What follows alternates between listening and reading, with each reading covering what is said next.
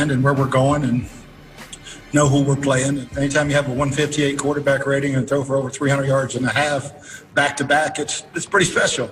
And he's a pretty special player. Ooh, Bucky is here, but Acho, you ready? Did Tom Brady's Bucs put the NFL on notice? No, and I'm good with this one. Like, I'm coming out this second hour with some phenomenal takes. They didn't put nobody on notice, fellas, and here's why. Let's be real for a second. The Lions is who the Tampa Bay Buccaneers embarrassed, correct, Marcellus? Yes. Lucky, I don't know if you were watching that game. You were preparing for a game that you were calling later on that day. I watched you. You did a phenomenal job as always. Unlike your takes, you did well calling the game. But here's my thing, fellas. The Lions, who the Buccaneers embarrassed, had a third-string head coach. Third-string head coach? Third-string That's head what we doing? They had a second-string defensive coordinator. Oh! They had a second and third-string quarterback. And y'all finna get up here and gloat. The Buccaneers put people on notice. Bruh.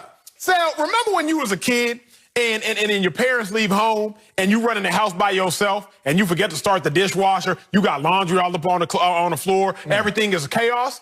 That's what happened in Detroit. It was just a bunch of kids with no supervision. They have no adult supervision. You had a third-string head coach. You have no defensive coaches. Your defensive coordinator was out. Your linebacker coach was out. Your defensive line coach was out. What did you expect to happen? The same thing that happens when you leave when your parents leave the house and you just leave the kids to run the house. I'm going to give y'all an example because y'all might think I'm just talking using fanciful words. Let's roll the clip. Can we roll the clip of the Lions defense when the adult supervision left? There's a middle field safety. Now watch. This is Mike Evans' touchdown pass. If you have a middle field safety, Bucky Brooks, defensive back, be outside of Mike Evans and use your help.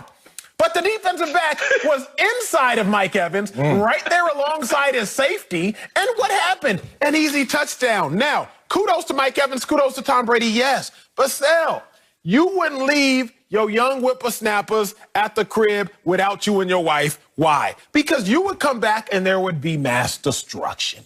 The Detroit Lions was left in the house without adult supervision. And what happened?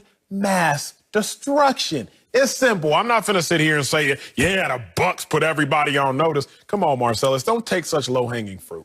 Low-hanging fruit? You keep going with this competition argument. You did it 2 blocks ago. You're doing it again. Like, come on, man. It's the NFL. One take is, oh, the competition is sorry. It sucks. And then the next take is, everybody in the NFL can play. Like, come on, man. You can't have it both ways. Acho mania. Here's the thing. I don't know why in the hell your parents left you at home as a kid by yourself. You talking about the bishop. Deacon Bishop was daddy. Hey, you better chill. Retroactively, we're going to call Child Protection Services on your ass. Anyway, I'm not going to let Acho do this to this discussion because we need to be giving some love to the Tampa Bay Buccaneers, especially Tom Brady, and how they planted the seeds that are now starting to blossom. But Acho doesn't want to give them credit. Uber talented team just got activated. Remember Transformers? Robots in disguise. They were in disguise a lot of this season because people didn't see exactly how they were going to match the talent level. They saw times where they would jump their highest and touch it. Oh, that Green Bay game. And then you see a lot of lowly moments. The Chicago game comes to mind. It's New Orleans Saints both times where you're like, damn, are they ever going to play up to their talent level? Ooh, Acho, I don't give a damn who was out there. Looks like they played up to their talent level.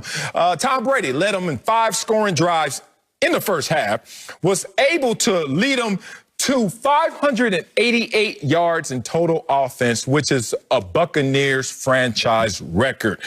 Acho, you know it's good. You know it's going well when you get to take the shoulder pads off and talk to your boys at halftime. In the NFL, like I did that in high school. I get it. College, I don't remember even in college. No, you're lying. You said you was 1 in 10 in high school. No, that was my senior year. I got other years. We were in the playoffs and got 3rd round. And all right, don't do that to me. I don't got lies up here. I got stories. So here's the thing.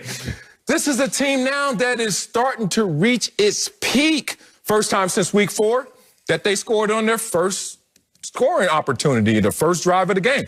First time all year, Acho, that they scored in the first 2 drives to open the game.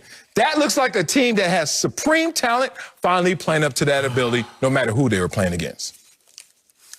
Marcellus, normally I'm going to ride with you, but this one I can't. I mean, they beat up on the Detroit Lions with only 3 coaches on the field. It was like a popcorn game. I mean, they might as well have had Coach Prince on the field right behind the huddle trying to tell everybody what to do. So this isn't a fair assessment of what the Tampa Bay Buccaneers are. When I've looked at the Tampa Bay Buccaneers the last couple of weeks, yes, Tom Brady has got it rolling. He's got it rolling since the second half of the Atlanta Falcons game to, look, the first half of this Detroit Lions game. He has been on fire. But the problems still remain. Tom Brady, when heated up, he is a different quarterback. At 43 years of age, he doesn't like to have pressure around him. And so when we think about these playoff teams and the better defenses that he will face, they still offer the problems that he doesn't like to deal with. And so when I think about what they have to do, are they going to run the ball? Are they going to be a balanced team and give Ronald Jones opportunities to take some of the pressure off Tom Brady?